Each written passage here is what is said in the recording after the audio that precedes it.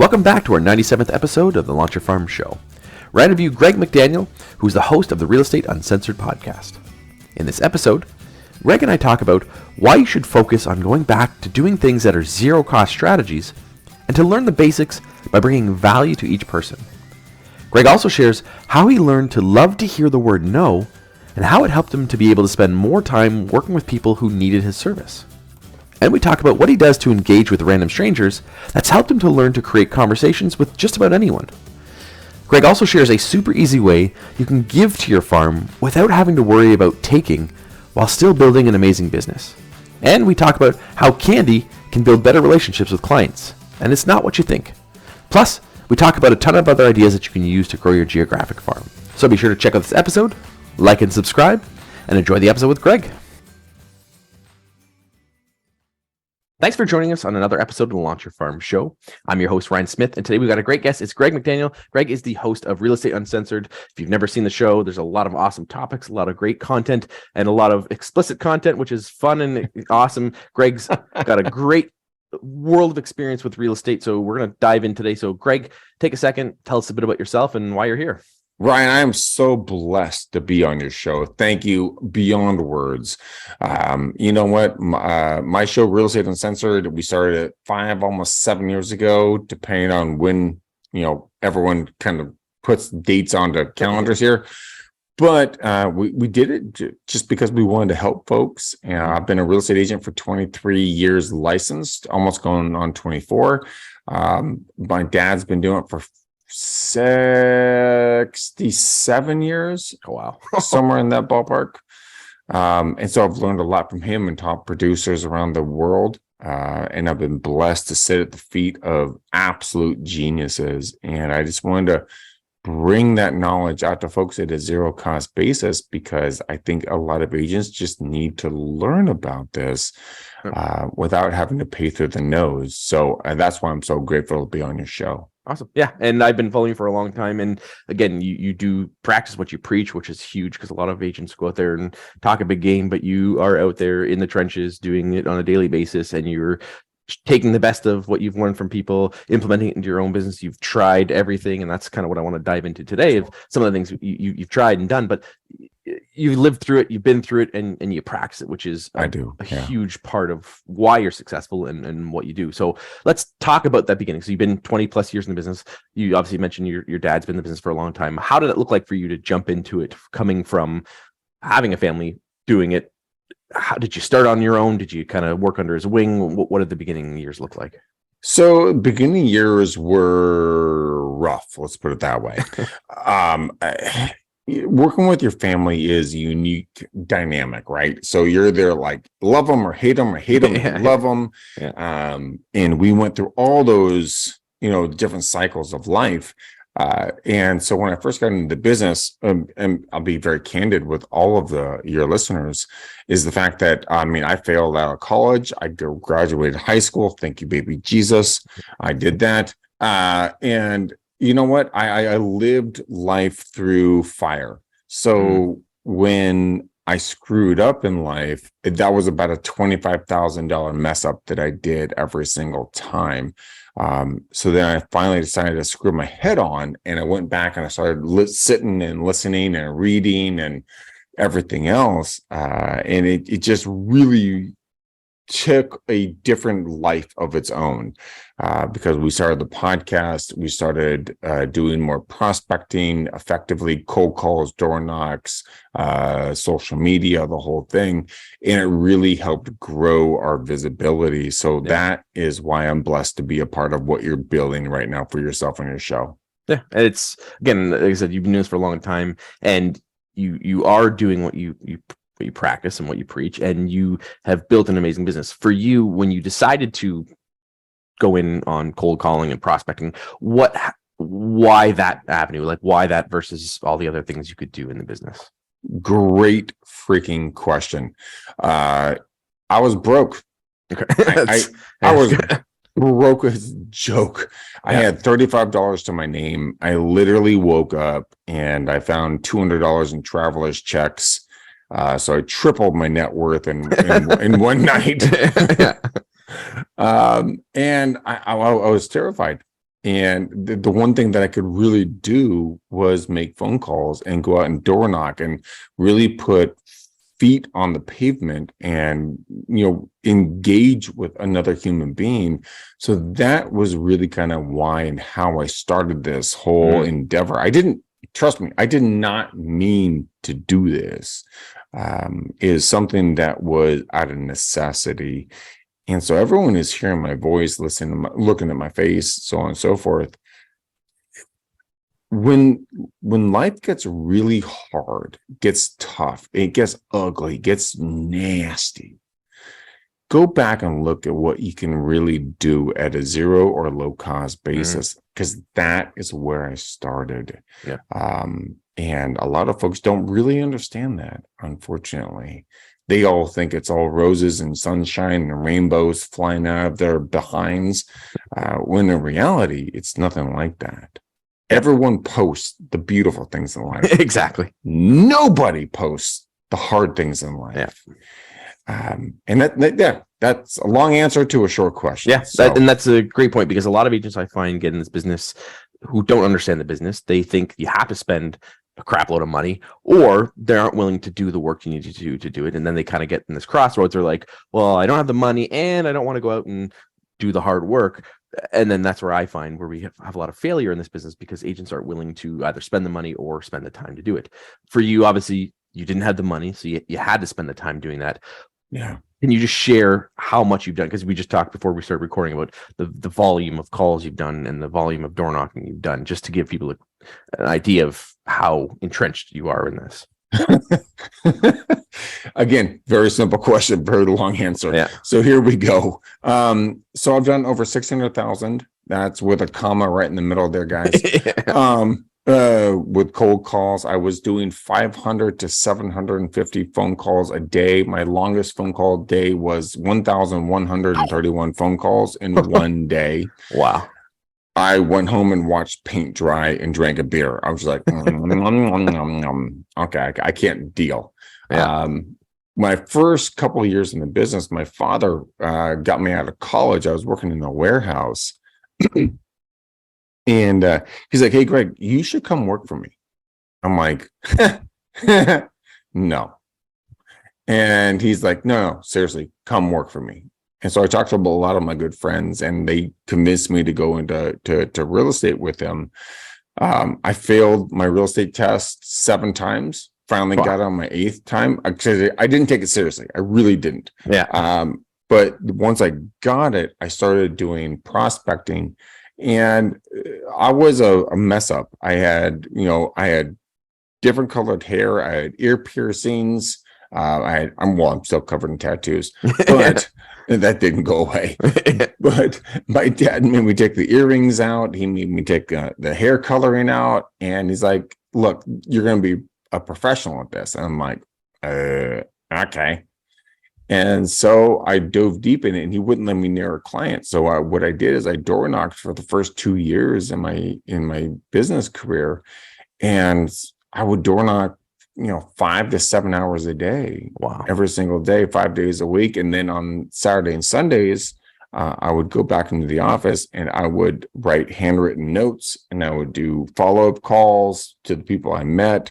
And then do database calls. So I really went deep and hard into this whole thing, because a lot of folks, they take it as kind of more or less a joke sometimes. Yep. Not everybody. Yep. And like, oh my gosh, I should call my past clients. I was like, dude, they're your past clients. Go give them a freaking call and say hello. But doing the outbound calls, I found the most exhilarating, because I loved hearing the word no. And everyone who asked me that why do you want to hear the word no? I said, because it's an opportunity to get off a phone call with someone who does not want to do business with me, which means I can spend more time working with someone who actually wants to do business with me. Yep. And so when I changed my mindset on that, all of a sudden my business, flourished, because I was having fun. I was enjoying life. Yeah. I mean, Ryan, like, let's say I called you, right? And you're like, go take a long walk off a short pier. Yeah. And I'm like, okay, copy that. But if I called you back 2 months later and said, hey, Ryan, Greg again, how are you? What's going on? Like, how can I assist you? How can I bring value to your life? And you're like, well, Greg, blah, blah, blah, yakety schmack. And you give me a diagnosis of kind of what you want. It's just about being persistent and consistent in everything that you do in life. That could be your personal life, that could be your prospecting, that can be your real estate, that could be lead gen follow-up, that could be anything. And my light just died on me. That's fucking awesome. Way to go, light. Okay. Back to you, my friend. You still look good. Yeah, my old business partner used to call it pleasantly persistent, and that's really the key. You got to stay focused and stay on it, because you don't know if people are going to have a bad day when you call them, and they may be jerks, and they may only be a jerk that day. You don't know what happened. And I have a example when I was calling someone, and the guy was talking to me. I called, followed up next time, and his wife answered, and she ripped a strip off my back. She told me to go to hell, whatever. And then I was like, well, I was chatting with him, so I called him back another month later. And then anyways, I got a hold of her again, and she apologized. She said, I just found out my husband just got diagnosed with cancer, and we're trying to deal with it. And then she's like, I'm so glad you called back, because, we're in a bit of a situation here, or whatever. And she said, I feel so bad. She's like, I got off the phone and I felt terrible because I screamed at you. And she remembered it, and I remembered it. But again, if we take it for that slice of just that one phone call, that when they're cussing you out, whatever, you may take it personally, and 9 times out of 10, it's nothing to do with you. Has nothing to do with you at all. Imagine if, and I don't know if you have kids or not, but I don't either, so I make this up as I go. But imagine your daughter coming back with purple hair, married to a drummer when she's 15 years old. Yeah. You might be pretty ticked off at that moment, right? And then I'm trying to sell you on selling your house. It's not going to go over well. But as long as you understand, you're empathetic with the other individual that you're having a conversation with, and be like, dude, sounds like you're just having a bad day, man. Like, how can I bring value to you? And once you start in that mindset versus getting the sale, but making a relationship and say, you know what, Ryan, I hear some pain in your voice. Is there anything I can do to bring value to you? And then you shut up. Yeah. And you let them talk a little bit. And then they will tell you whatever they're comfortable telling you. But it's insane. Well, actually, you know what, Ryan? An experience besides the ones you just shared, has there been one instance in regards to prospecting when you're like, gosh, I was nice to this person and they were nice to me back, but they were kind of a jerk in the beginning, but yet I was empathetic to them? What's something along those lines that kind of sparks a memory for you? Yeah, I've had a number of people who were very hesitant, especially when you're cold prospecting. Like in our farm, we door knocked a lot, and we did cold calling on our farm, and you get people that are hesitant up front. We had a lady that we had some mental health problems, and we ended up helping her, and she had like 20 plus cats. The house was like just 20. It was 21 or 22 cats. That's a 20. Yeah. So up front, she was very guarded up front until we showed that we were coming from contribution. We were there to help her, and it completely changed the perspective. And at the end of it, she couldn't say enough good things about us. So you have to look past their attitude or their stuff. Now, there's some people who are just jerks and you don't want to work with them. Like you said, you get to the no and you're on to the next one and keep going. But if you can spot that there's an opportunity for you to help, I think that's a great opportunity to create value.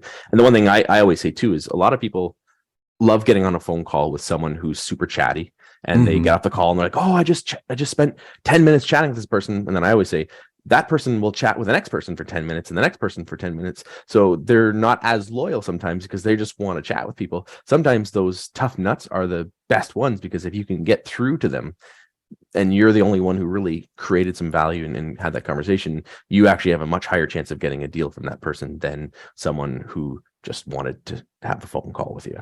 Yeah, 1,000%. And I love playing with people, not in a bad way, always completely professional and just kind and everything else.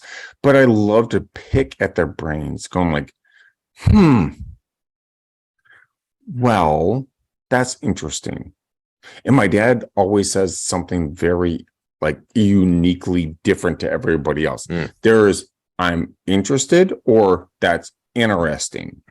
And when he says, oh, that's interesting, that means you're completely screwed. He's gonna paint you into a corner and he's got you already pegged. Yeah. But he goes like, that's interesting. Walk me through this. Help me understand. When you ask questions like that, a lot of people, I mean, when's the last time you were asked, like, help me understand blank or walk me through blank in regards to not my life, but your life?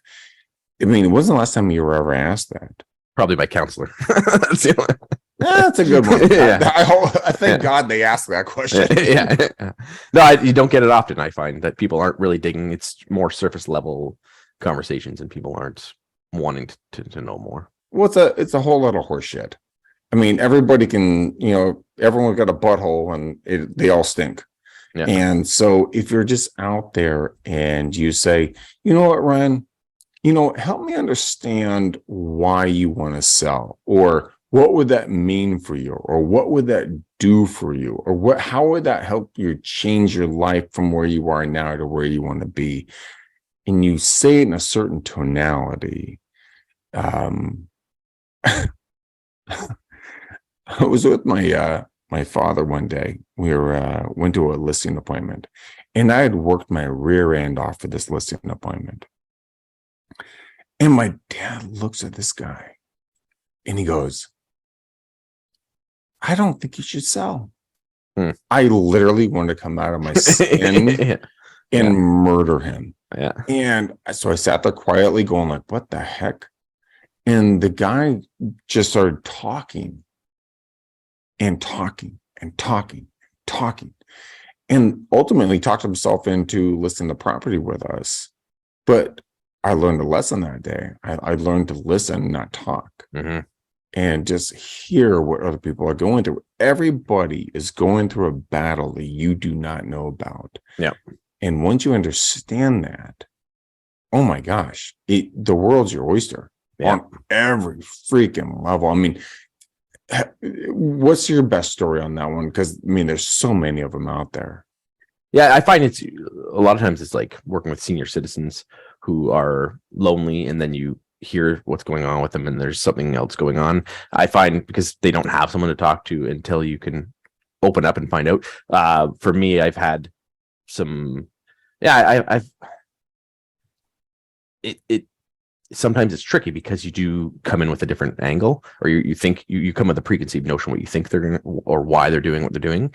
And then, I haven't had like one smack me in the face, but I had this one lady that she needed to sell, but she didn't want to, but then she needed to, and then she didn't want to. And then it was just coming from just being there and listening to her.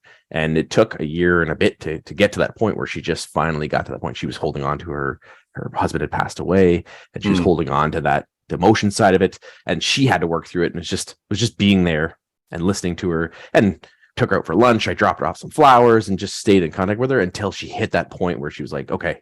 And you could see there was like a difference in her emotions and in her total state, where she's like, okay, she kind of let go of things. Yeah. And I don't know what happened behind the scenes, but she just was like, all right, I'm ready to go. And just being there was and having that conversations over that time period built the relationship and built trust to the point where she's like, okay, I'm ready to go. Yeah. That's an awesome story. I had one gal, I swear to God, this chick should have been a comedian. I honestly fucking say that. Sorry. But I mean, she would say the craziest things to me. Like, I'm like, well, how are you feeling today? She's like, well, I had 3 kids and I got in the bath and everything flowed in and then flowed right back out like a funnel. And I'm sitting there going like,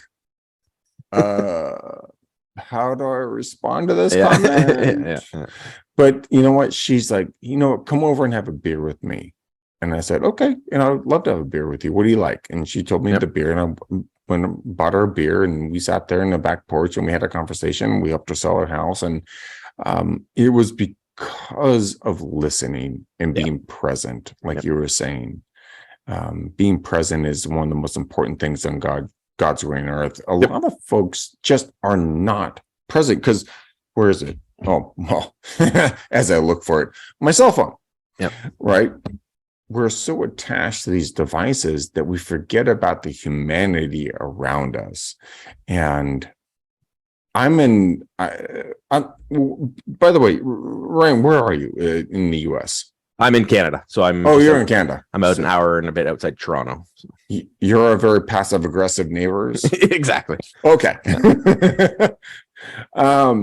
So here in San Francisco, like I say hi to everybody. I do this as a kind of a test, and sadly to say, about 90% of people don't say hi back because they're looking right at the cell phone, or they have the earbuds in, or something along those lines.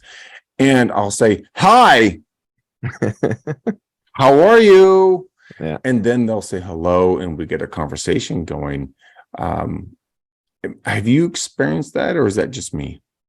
I'm someone who, because I grew up in a small town, and in my small town, everyone says hello to everyone. You wave, you nod, you like kinda, hello. Yeah, you just get whatever. And then I moved to the city, and then it was a completely different experience. And I was like, this is so lonely. I would say, like, I went from a town of 30,000 people to 3-point-something million city, and it was like the loneliest I've ever been when I was living in that city, because people tend to just shut down and disconnect. And this is why I'm so big on with farming, is creating that community. And this is why I think agents who do farming well, when you learn to create that community, you can build those relationships so that when you're out, when you're door knocking, if you're cold calling, if you're at open houses, you're involved in the community, it's so much easier to make that relationship and not just hide behind your cell phone, not hide behind your computer, and create that. And it was part of my experience living in that city, going, man, this is lonely, this is sad. And not having that experience, I really wanted to help other agents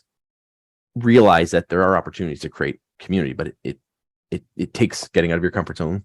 It takes intentionality. Like you said, you have to be intentional with that conversation. And that's where I wanted to ask you is that a lot of people, when they think of door knocking or cold calling, they see it as bullcrap sales. They see it as that I'm bothering someone, but your approach is completely different. So what would you say to an agent then who says, well, farming doesn't, or cold calling doesn't work, or door knocking doesn't work these days because no one wants to talk to me? Because I know you've got a different approach to that.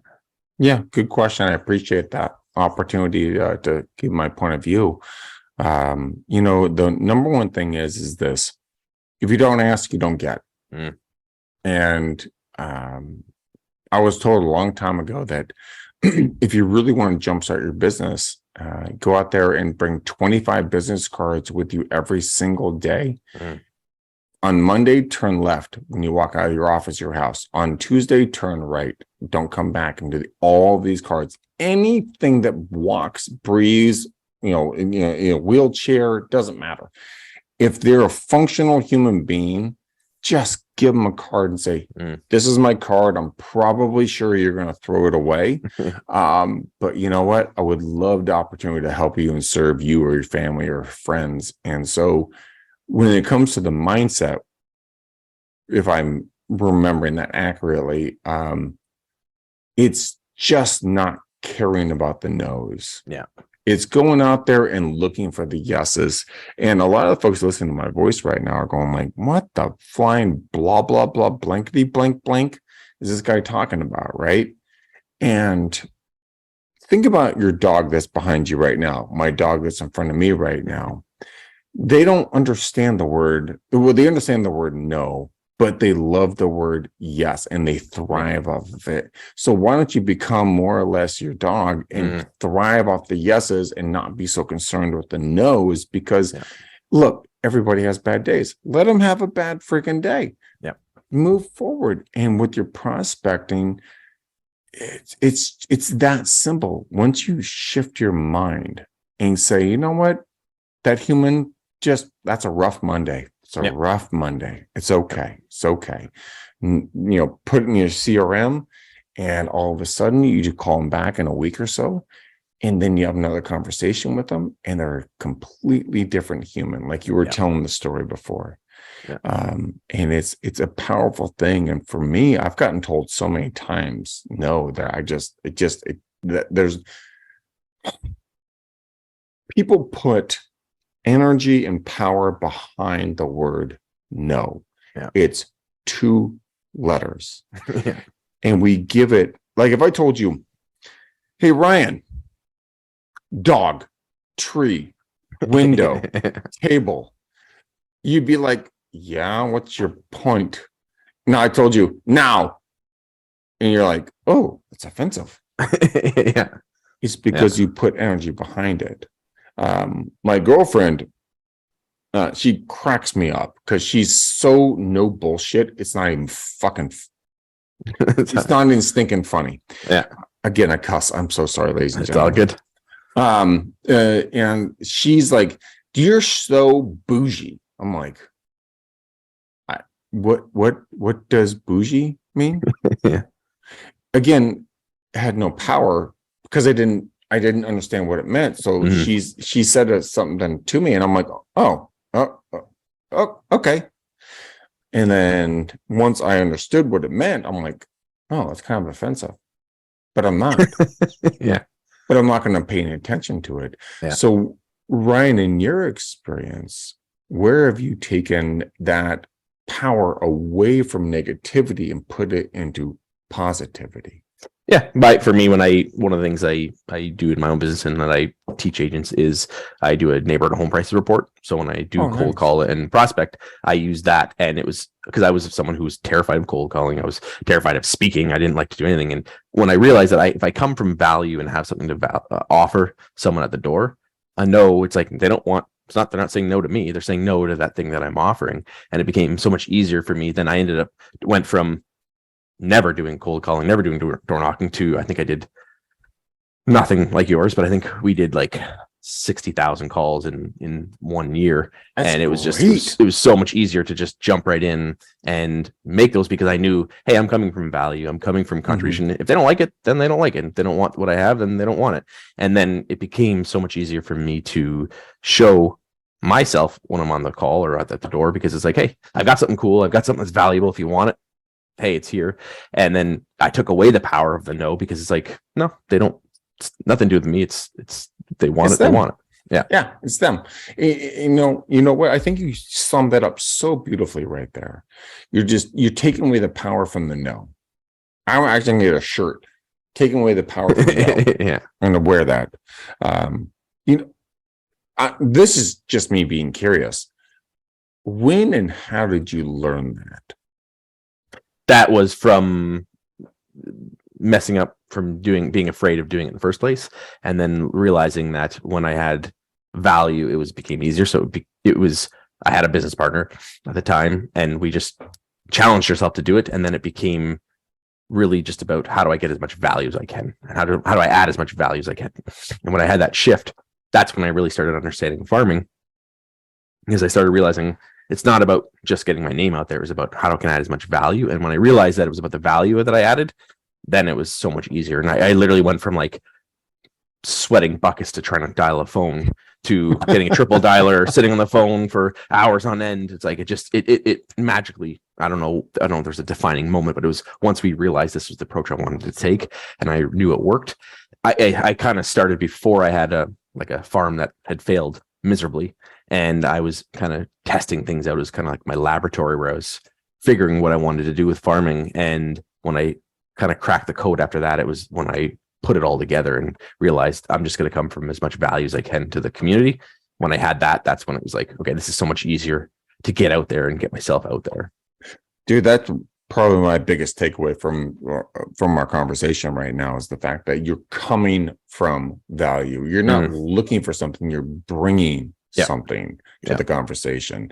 And folks, in my experience, and it sounds like from your experience as well, they don't do that. They inverse that, and it's like me, I, take. Yeah. When in reality, be like, just give, Exactly.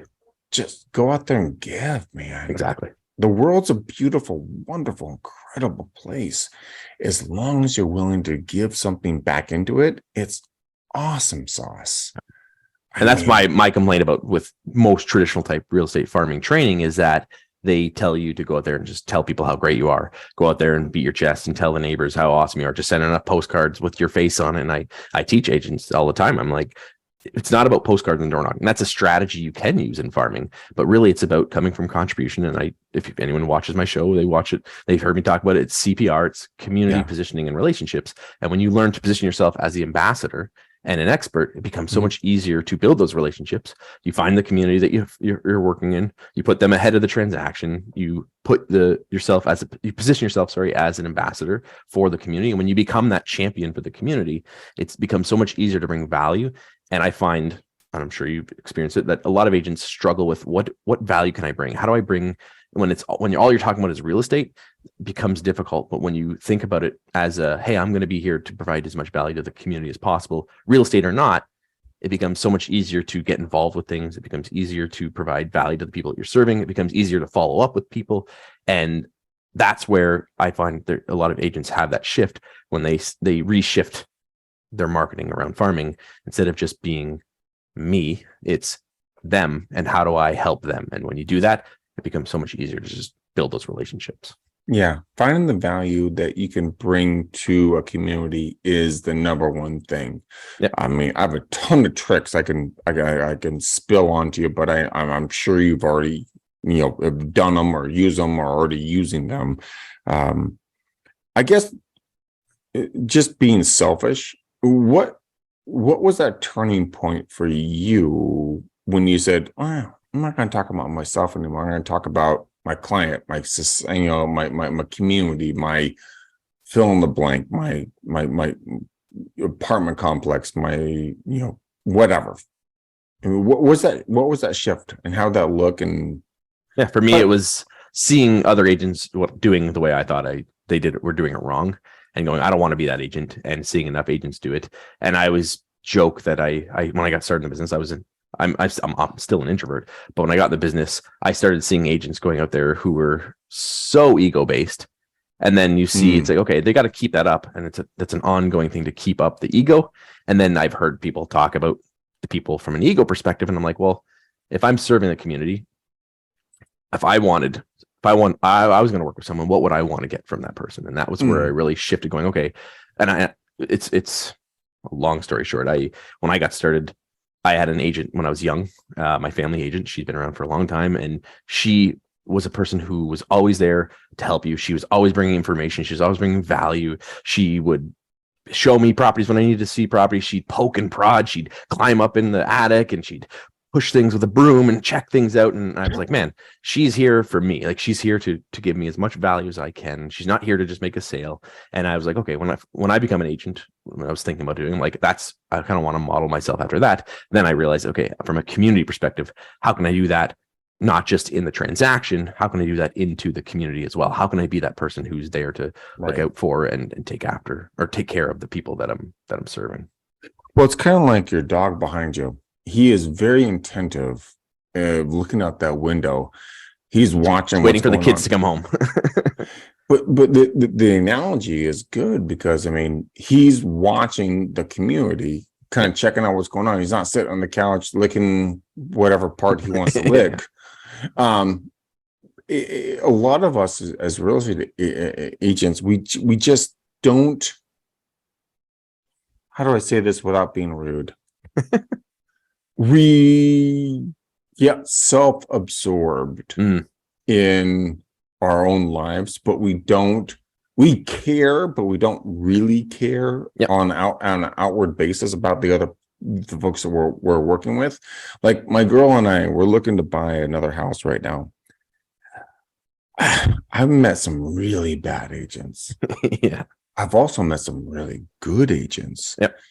And there's this guy, we're up in Healdsburg, which is like Napa wine country here in California. And this guy drove 20 minutes to drop me off my dog leash that I forgot in his client's home. And I'm like, this is something I'm going to remember for the rest of my life. Yeah. Because you showed up, you were present, and you actually brought value to my life. Yep. Exactly. And it was a dog leash. So what could you do in your life right now, ladies and gentlemen, that could be the dog leash that could get you more leads? Exactly. It's this simple. And he didn't get out of his car. He sat in his car. We talked about, whatever we talked about, politics and the forest and wine and everything else. But he showed up. It cracks me up. None of us, very small amount of us show up in today's day and age because we're so absorbed in our own lives. I totally agree. Yeah. And this is where I think agents need to have that shift from just being the transaction based to focusing on that relationship and focusing on how do I build them? And this business is about relationships. And I would say with the relationships, it's either building new relationships or strengthening the ones you have. And everything should be around those two things going, okay, if I don't have enough relationships in my life, how do I build new relationships and how do I strengthen the ones I've got? And that's what your business should be focused on. The transaction is that byproduct. And you and I both know that real estate is a secondary to what we do. It's the relationships we have. That's what's going to get us into that next zone of our business, or that next level, is by building better relationships and stronger relationships or more relationships. If we're willing to do that, then we'll grow even farther. Yeah. Relationships are number one. And it's like we talked about, very simple things. We drop off candy to all of our past clients in our sphere every single Christmas and holiday season, which we're in right now as of this recording. Yep. And we had a couple of clients call us up one year, and they're like, "Hi, Greg, this is so-and-so." I'm like, "Hey, what's going on?" They're like, "I have a question for you." I'm like, "Oh, this is not going to go well." Okay. And they're like, "So did we not make the list this year?" Yeah. And I'm like, "What are you talking about?" They're like, "Well, we haven't got our box of C's candy." And I'm like, "Oh my gosh, no. We're just running behind this year. We're going to be out there in the next week or so. You're going to definitely get it." They're like, "Oh my gosh, thank goodness, because we thought we did something mean and wrong to you." Exactly. Yeah, exactly. And that's the level of relationships you want to be in. Exactly. I mean, Ryan, would you agree with me on that one? When people call you looking for what they're used to. And that means more than a postcard. A missed candy means more than a missed postcard. They're not going to miss the postcard you don't send, or the park bench you're not on. It's that relationship that will matter, and building the purposeful relationship and not just a transactional relationship. And it's those things that do stand out. And for some people, that means the world. And that might be the only contact they have in a month. They may, like, you have some people that are shut-ins, and it's like you're the only person, and they look forward to that conversation or that connection. So freaking true. I had a conversation with a gal. I came over and I gave her her box of candy, and she's like, she was an older gal, and she was like, "Your dad, Terry, has been giving me candy for the last 30 years. And I just look forward to it every year." And I'm like, holy mackerel. Like, you really remember that? Yeah. It's a okay, fine. You know what? Here's two. Exactly. Yeah. That's going to put a smile on your face. Let's rock and roll on this thing. Yeah. Ryan, what's been something, and again, this is me just being a curious kitten. What's been something that's been a major bonus for your business in regards to keeping that conversation going? Because I'm always trying to learn. I love to hear what people have to say. For me, it sounds silly, but it's using people's names. And like for us, like we did our door knocking with our reports, and we would drop them off, and we did a hard copy report, and we drop it off each month. And we were very intentional with how we dropped them off, and we made sure we got them to as many people as possible. And we have our list of the people, and we would have them written down. And when we drop off the report, we'd have their name, and we'd just go to the door and we'd say, "Hey, Karen," hey, and we just say their name every time. And we had so many people come to us and be like, "Oh my gosh, thank you so much. You remembered my name." And I remember one time I was with my business partner, and we dropped it off. And so he was dropping off to this door, and I was dropping off to this door. And He went and got back in the car, and I came back to the car, and she came up and she's like, I got to say, I'm so impressed. She's like, you guys remember my name every time. We don't remember their name half the time, but it was that written down. It's on the sheet. Exactly. And something as simple as that means the world to them, that we took the time out of our day to drop that off and remember them and remember their name. And that was super eye-opening for me to go, hey, again, a lot of these people are thinking that agents are just out for a commission or out here to try to to sell, make a bunch of money. And when you personalize it to them and you create value for them, it changes their perception of you, and it changes the perception of the industry as well. And that's where we started getting like people, I've never had anything like this before. No one's ever been like this before. And it would just became a lot easier to stay in contact and add value. And then it just becomes just checking in. So I want to see how, like you said, how can I add value to you? What can I do for you? Is there anything I can help you out with? And it becomes a different conversation than, hey, you think about buying or selling a home? Hey, you think about buying or selling a home? Hey, I know you're not selling. Are you selling your home? Are you selling your home? So it just changes the conversation. And that's a big part of what's shifted in my business. When it comes to the name thing, obviously you have a dog. I have a dog. Yeah. And at dog parks, everyone knows the name of the dog. They don't know the name of the person. Yeah. So I always try to tell all my friends up there, I'm like, guys, who's the owner of blah, blah, blah dog, right? Yeah. And I feel horrible about it. But once I learn it and I go back and I talk to them, I say, hey, Steve, Ryan, James, Felicia, whoever it is. I say, good morning. How are you? Like, what's going on? What's new? What's different? You should see them light up. So I think that was a huge takeaway. Just be present. It's really not that hard, but yet it is difficult at the exact same time because I can't cuss. These blanks, aka cell phones, they steal your attention on every level.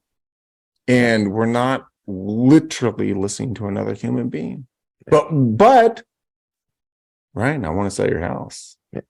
Come on, let me come over and list it. You're going like, who the blank are you? Yeah. You have no relation with me, but exactly. I love this conversation. I can go for hours on this one. So that's I'm going to wrap up with your best piece of advice. We always wrap up with best piece of advice. So if you were to give agents best piece of advice on getting out there, doing either prospecting or anything we talked about, what would you give agents if they're listening right now? Advice or book? Which one do you want? We'll do advice first, and then we'll go with your book next. Okay. They kind of tie together. Kind of tie them together. We'll tie it in. Perfect. Yeah, I love you. Okay. So my best advice is I want you to try to get fired. And everyone who hears that going like, what the Flargenoogle are you talking about? Yeah. I literally want you to try to get fired. And just hear me out. Trying to get fired is you trying to find the best client for yourself versus you hunting down everything that walks, because not all money is good money, ladies and gentlemen. You know what? I want you to be selective and picky. If you're single, if you're married, if you're engaged, whatever that status is, remember back when you were single and you were selective on your partner and you were picky. You were really freaking picky because, this is the individual you're going to spend a lot of time with. Same thing that they're going to do with real estate agents, and the same thing you need to do with clients. Because once you get involved with these folks, they're part of your family. You're going to hear some of the nastiest. I have to really watch my tongue. You're going to hear some really nasty stuff that they're going to tell you, and just go out there. And this dovetails into my book. No, it's not my book. The book I love. It's called Go for No. Have you read that one? Yeah, it's good. I actually had the opportunity to interview the author on my podcast. And you know what? I said, well, who was the author? I mean, who was the subject for your book? And she goes, my husband. And I giggled too. I'm like, oh my gosh, this is going to be great.